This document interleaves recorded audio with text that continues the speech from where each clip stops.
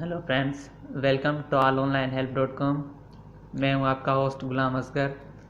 दोस्तों, इस वीडियो में हम लोग आज बात करेंगे व्हाट्सएप की न्यू अपडेट के बारे में।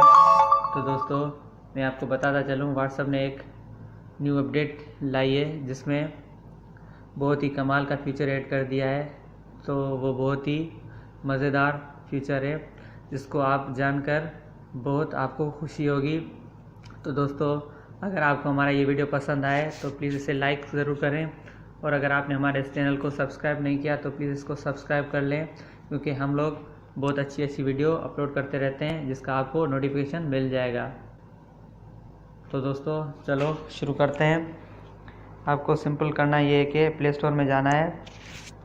प्ले स्टोर में जाने के बाद वहाँ पे व्हाट्सएप को अपडेट कर देना है। व्हाट्सएप को सर्च करके यहाँ पे जहाँ ओपन का ऑप्शन आ रहा है वहाँ पे अपडेट का ऑप्शन आएगा। आपको सिंपल उसको अपडेट कर लेना है। उसके बाद आपको व्हाट्सएप ओपन करना है। वो ट्रिक में आपको फीचर वो मैं आपको बता देता हूँ। फीचर ये है कि अगर आप किसी को भी मैसेज सेंड करेंगे तो वो मैसेज हम लोग डिलीट कर सकते हैं। जैसे मैंने ये मैसेज सेंड किया, हाय, तो ये मैसेज अभी चला गया। तो दोस्तों, याद रखें, जो आप मैसेज सेंड करेंगे वो 7 मिनट के अंदर अंदर आपको डिलीट कर देना चाहिए। अगर 7 मिनट हो जाएंगे तो उसके बाद आप इसको डिलीट नहीं कर सकते। 7 मिनट से पहले आपको इसको डिलीट करना है, अगर आप डिलीट करना चाहते हैं तो इसको डिलीट करने के लिए इस पर क्लिक करके रख लें। उसके बाद ये ऊपर यहाँ डिलीट का ऑप्शन आ रहा है, ये छोटी सी टोकरी बनी हुई है, तो इस पर क्लिक करना है।